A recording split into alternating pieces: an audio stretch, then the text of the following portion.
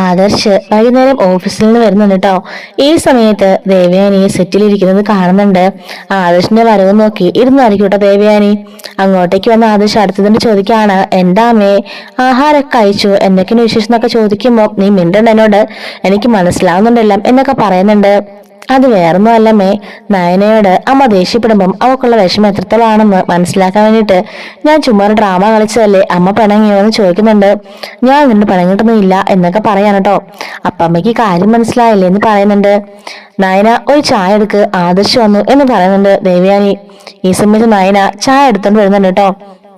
അങ്ങനെ ആദർശിനും ദേവയാനിക്കും കൊടുത്തിട്ട് അവളെ പോകുന്നുണ്ട്. ഈ സമയത്ത് ആദർശ് പറയുന്നുണ്ട്, അമ്മയ്ക്ക് ഞാൻ ഒരു സ്പെഷ്യൽ ഗിഫ്റ്റ് മേടിച്ചിട്ടുണ്ടെന്ന് പറയാണ്. എനിക്ക് എന്ത് ഗിഫ്റ്റാന്ന് ചോദിക്കാണ്. അങ്ങനെ അവൻ അവന്റെ ബാഗിൽ നിന്നും കുറച്ച് മുല്ലപ്പൂക്കൾ എടുത്ത് കൊടുക്കുന്നുണ്ട് കേട്ടോ. മുല്ലപ്പൂവാന്ന് പറയുന്നുണ്ട്. ഓഹോ, നയനയ്ക്ക് കൊണ്ടുവന്നായിരിക്കും അല്ലേ, അപ്പം ഞാനിവിടെ ഇരുന്നുകൊണ്ട് എനിക്ക് തന്നായിരിക്കല്ലോ എന്ന് പറയുന്നുണ്ട്. അമ്മയ്ക്ക് മാത്രമല്ല നയനയ്ക്കും വാങ്ങിച്ചിട്ടുണ്ട്, രണ്ടുപേരും പരാതി വേണ്ട എന്നും പറഞ്ഞിട്ട് ആദർശ് രണ്ട് കെട്ട് കാണിക്കുന്നുണ്ട്. ഇത് കണ്ടില്ലാമേ, രണ്ടുപേർക്ക് ഞാൻ വാങ്ങിച്ചിട്ടുണ്ട് എന്ന് പറയാണ് നയനയോട്. നയന ഇന്നാ മുല്ലപ്പൂ എന്ന് പറയാണ്.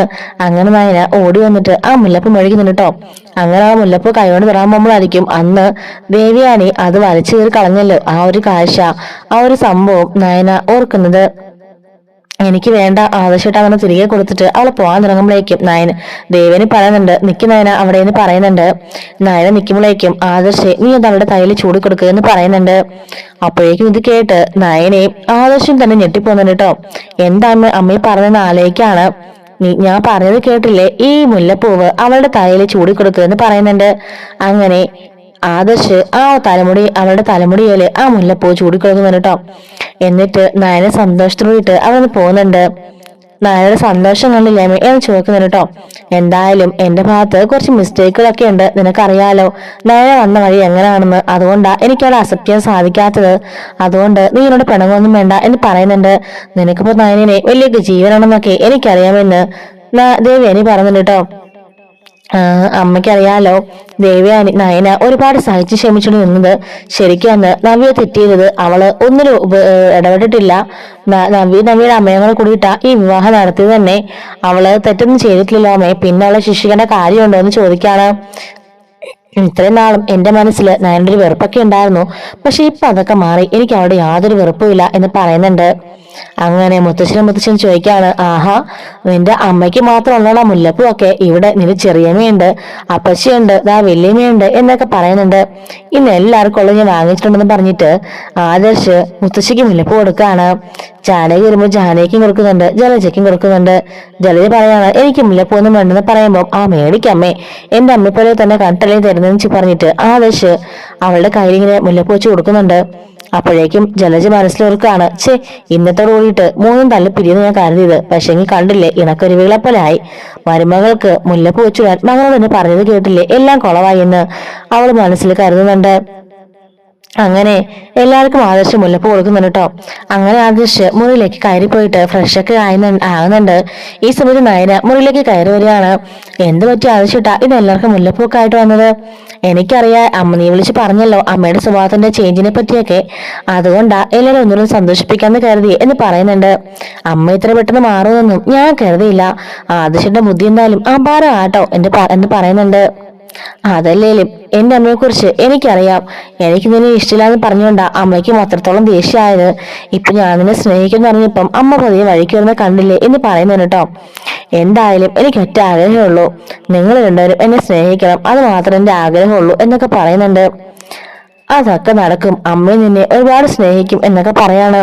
നിനക്ക് പിന്നെ മറ്റൊരു സ്പെഷ്യൽ ഗിഫ്റ്റ് കൂടെ ഉണ്ട്, എന്താ ആദർശിട്ടാ എന്ന് ചോദിക്കുന്നുണ്ട് കേട്ടോ. അപ്പോഴേക്കും ആദർശ് ബാഗിൽ നിന്നും ആ ഒരു ഹൽവയുടെ പാക്കറ്റ് എടുത്ത് കൊടുക്കാണ്. ഇത് നിനക്കുള്ളതെന്ന് പറയുന്നുണ്ട്. അയ്യോ ഹൽവയോ, എനിക്ക് ഹൽവ ഭയങ്കര ഇഷ്ടമാണെന്ന് പറയുന്നുണ്ട്. എനിക്കറിയാം നിനക്കിത് ഭയങ്കര ഇഷ്ടമാണെന്ന്, അതാ ഞാന് നിന്റെ വീടിനടുത്ത് തന്നെ പോയിട്ട് ആ കടയിൽ തന്നെ കൊണ്ടുവന്നു എന്ന് പറയുന്നുണ്ട്. ആണോ, ആ ബേക്കറിൽ നിന്ന് കൊണ്ടുവന്നാണോ? അവിടുത്തെ എനിക്ക് ഭയങ്കര ഇഷ്ടമാണ് എന്ന് പറയുന്നുണ്ട്. അങ്ങനെ ആദർശ് കഴിച്ചു എന്ന് പറയാണ്. അപ്പൊ തന്നെ നയന അതിന് ഒരു ചെറിയൊരു പീസ് എടുത്ത് കടിക്കുന്നുണ്ട്. പറയാണ് ആദർശിട്ട അത് സൂപ്പർ ആയിട്ടുണ്ടെന്ന് പറയുമ്പോഴേക്കും ആദർശ് ആണോ എന്ന് പറഞ്ഞിട്ട് വരുന്നുണ്ട്. അങ്ങനെ ആ ഹൽവയില് മറ്റേ അറ്റത്ത് ആദർശിനെ കളിക്കുന്നുണ്ട് കേട്ടോ. അപ്പോഴേക്കും നയനിങ്ങനെ ആദർശിനെ ഒന്ന് നോക്കുന്നുണ്ട്. ആദർശ് നയനെ ഇങ്ങനെ നോക്കി നിൽക്കാണ് കേട്ടോ. എന്തായാലും നല്ല ടേസ്റ്റ് ഉണ്ടെന്ന് പറയാണ് ആദർശ്. നയന ഇപ്പൊ ഒന്നും മിണ്ടാതെ തലയും കുറിച്ച് ഇങ്ങനെ നാണം കൊണ്ട് ഇരിക്കുന്നുണ്ട് കേട്ടോ. ഈ സമയത്ത് ആദർശ് നയന അടുത്തുനിന്നിരിക്കുന്നുണ്ട്. എന്നിട്ട് പറയുന്നുണ്ട് നീ കഴിക്കുമെന്ന് പറയുന്നുണ്ട്. എന്നിട്ട് പറയാണ് നീ നാളെ ഓഫീസിലേക്ക് വരെ ഒന്ന് വരണമെന്ന് പറയുമ്പോൾ എന്താ ആവശ്യട്ടാ കാര്യം എന്ന് ചോദിക്കാണ്. ഓഫീസില് കുറച്ച് വർക്ക് പെൻഡിങ് ഉണ്ട്. അത് മാത്രമല്ല ആ പവിത്രയെ കൊണ്ട് ഒരു ഗുണവും ഇല്ല. എത്രയൊക്കെ പറഞ്ഞാലും അതിന് തലയിലേക്ക് കയറില്ല. എങ്ങനെയെങ്കിലും അവളെ പറഞ്ഞുകൊണ്ടെന്നാ കരുതുന്നത്. പക്ഷെ എന്ത് ചെയ്യാനാ, ഒരുപാട് ഇന്റർവ്യൂവിന് ശേഷം അവൾ ഇങ്ങോട്ടേക്ക് കയറിയത്. പുറത്തൊരു ഡിസൈനെ കിട്ടാൻ വലിയൊരു പാടാന്ന് പറയുന്നുണ്ട്. അതുകൊണ്ട് നീ വന്ന് അവളെ ഒന്ന് ഹെൽപ്പ് ചെയ്ത് കൊടുക്കണം, അവളെ കുറച്ചുകൂടി ഇമ്പ്രൂവ് ആക്കണം എന്നൊക്കെ പറയുന്നുണ്ട്. അത് സാറില്ല അതച്ചിട്ടാ, ഞാൻ അങ്ങോട്ടേക്ക് വന്നോളാം, പവിത്രനെ ഞാൻ സെറ്റാക്കി എടുത്തോളാം എന്ന് പറയുന്നുണ്ട്. ഇവിടുന്ന് ഡിസൈനിങ് ആകെപ്പാടെ പഠിച്ചത് ആ അബിയെ കൊണ്ടും ഒരു പ്രയോജനമില്ല, നീ കണ്ടതല്ലേ എന്ന് പറയുന്നുണ്ട് കേട്ടോ. അതൊക്കെ ഓരോരുത്തർക്ക് ദൈവം കൊടുത്ത അനുഗ്രഹമല്ലേ, അബിക്ക് അത് കിട്ടിക്കാണില്ല എന്ന് പറയുന്നുണ്ട്. അങ്ങനെ ആദർശിന്റെ കൂടെ നാളെ ഓഫീസിലേക്ക് പോകാന്നുള്ള കാര്യം നയനെ സമ്മതിക്കുന്നുണ്ട് കേട്ടോ. അങ്ങനെ രണ്ടോടിരുന്ന് അവിടെ ഹൽവാക്ക് കഴിച്ചുകൊണ്ടിരിക്കുകയാണ്. എന്നിട്ട് നയനെ പറയുന്നുണ്ട് ഞാനും താഴെ കൊണ്ടുപോയിട്ട് എല്ലാവർക്കും കൊടുക്കാന്ന് പറയുന്നുണ്ട്. ശരി കൊണ്ട് കൊടുത്തിട്ടാന്ന് പറയാൻ കേട്ടോ. അങ്ങനെ നയന താഴെ കൊണ്ട് ഹൽവ എല്ലാവർക്കും കൊടുക്കുന്നുണ്ട്. അങ്ങനെ അപ്പോഴേക്കും മുത്തശ്ശൻ ചോദിക്കുകയാണ് ഇത് നിനക്ക് വേണ്ടി അവൻ കൊണ്ടുവന്നതല്ലേ, എന്നിട്ട് പിന്നെ അതിനെ ഇങ്ങോട്ടേക്ക് കൊണ്ടുവന്ന് ചോദിക്കുന്നുണ്ട്. ഇത് മൊത്തം ഞാൻ കഴിക്കുമോ എന്റെ മുത്തശ്ശ, അതുകൊണ്ടല്ലേ എല്ലാവർക്കും തന്നത്, എല്ലാരും കഴിക്കുമ്പോൾ അതൊരു സന്തോഷമല്ലേ എന്നൊക്കെ പറയുന്നുണ്ട്. അങ്ങനെ ആദർശ് മുറിയിൽ ഇങ്ങനെ നയന വരാൻ വേണ്ടി വെയിറ്റ് ചെയ്തിരിക്കുന്നുണ്ട് കേട്ടോ. അങ്ങനെ അവൻ വെയിറ്റ് ചെയ്തിരിക്കുകയാണ്. ഈ സമയത്ത് നയന അങ്ങോട്ടേക്ക് വരുന്നുണ്ട്. വന്നിട്ട് ആദർശ് പറയാണ് നീ എന്നെ അടുത്ത് നിൽക്കുക എന്ന് പറയുന്നുണ്ട്. എന്താ ആദർശിട്ടാ ചോദിക്കുമ്പോൾ എനിക്കുണ്ട് ഒരുപാട് കാര്യങ്ങൾ പറയാനുണ്ട്. ഈ ഒരു വർഷമായിട്ട് നമ്മൾ തമ്മിൽ നന്നായിട്ട് സംസാരിച്ചിട്ടില്ലല്ലോ, എപ്പോഴും അടിയും വഴക്കും ബഹളവും തന്നെ ആയിരുന്നില്ലേ, തന്നെ ഒരുപാട് വേദന വെച്ചിട്ടുണ്ട്, അതിനൊക്കെ എന്നോട് ക്ഷമിക്കണമെന്ന് പറയുന്നുണ്ട്. ആദർശൻ എന്തൊക്കെയാ പറയുന്നത്, അങ്ങനെ ഒരു സാഹചര്യത്തിൽ വന്ന് കയറിയാല് ആരാണെങ്കിലും അങ്ങനെയൊക്കെ തന്നെ ബിഹേവ് ചെയ്യുള്ളൂ, വന്നുള്ളതിനെ സ്വീകരിച്ച് എല്ലാവരും സ്നേഹിക്കില്ലല്ലോ. ഇപ്പോഴെങ്കിലും ആദർശയുടെ മനസ്സിൽ എന്നോടുള്ള സ്നേഹം ഉണ്ടല്ലോ, അത് തന്നെ വലിയ കാര്യം എന്ന് നയന പറയുന്നുണ്ട്. നയന പറയാണ് ഇത്രമാത്രം ഞാൻ ആഗ്രഹിച്ചിട്ടുള്ളൂ, എനിക്ക് ഇതുപോലെ എന്തെങ്കിലുമൊക്കെ വാങ്ങിക്കൊണ്ട് തരിക, കുറച്ചു നേരം എന്നോട് സംസാരിക്കുക, എന്നോട് ടൈം സ്പെൻഡ് ചെയ്യാം, അതൊക്കെ മാത്രമേ ഞാനും ഉദ്ദേശിച്ചിട്ടുള്ളൂ എന്ന് ആദർശ് നയന പറയുന്നുണ്ട്. ആദർശ് പറയാണ് നിനക്ക് കിട്ടേണ്ട സ്നേഹം പോലും ഞാൻ നിഷേധിച്ചില്ലേ, ഇന്ന് അമ്മയുടെ മാറ്റത്തിന്റെ കാരണം അത് തന്നെയാ.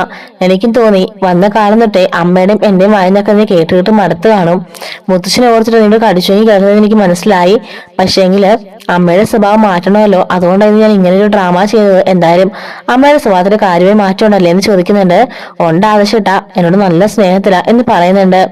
എന്തായാലും ആവശ്യന്റെ ഐഡിയ പൊളിച്ചു എന്ന് പറയാൻ കേട്ടോ. അതുപോലെ തന്നെ ആയിരിക്കും എന്റെ ഈ ഐഡിയയോ എന്ന് ആദർശ് നായരോട് പറയുന്നുണ്ട്. എന്തെന്ന് ചോദിക്കുമ്പോഴേക്കും നിന്റെ അടുത്ത് ഈ ഹൽവയും കൊണ്ട് വരണമെങ്കിൽ അതിന്റെ ഒരു കാരണം ഉണ്ടെന്ന് പറയാണ്. ഓഹോ നാളെ ഇപ്പൊ ഡിസൈനിങ് ഒരുപാടുണ്ടല്ലേ, അതിന്റെ സോപ്പിടിലാണെന്നല്ലേ ചോദിക്കുമ്പോഴേക്കും ഇതാണ് ഞാൻ ഒരു കാര്യം പറയാൻ വരാത്തത്, വരുമ്പോഴേക്കും നീ ഇങ്ങനെ എന്തെങ്കിലും കുറുകെ ചോദിച്ചിരിക്കും, അപ്പൊ തന്നെ എന്റെ മൂഡ് പോകും എന്നൊക്കെ ആദർശ് പറയുന്നുണ്ട് കേട്ടോ. അപ്പൊ ഇതിന്റെ ബാക്കി വീഡിയോ അടുത്തിട്ട് അപ്ലോഡ് ചെയ്യുന്നതായിരിക്കും. മിസ്സാതിരിക്കാൻ ചാനൽ സബ്സ്ക്രൈബ് സപ്പോർട്ട് ചെയ്യണേ. Thanks for watching.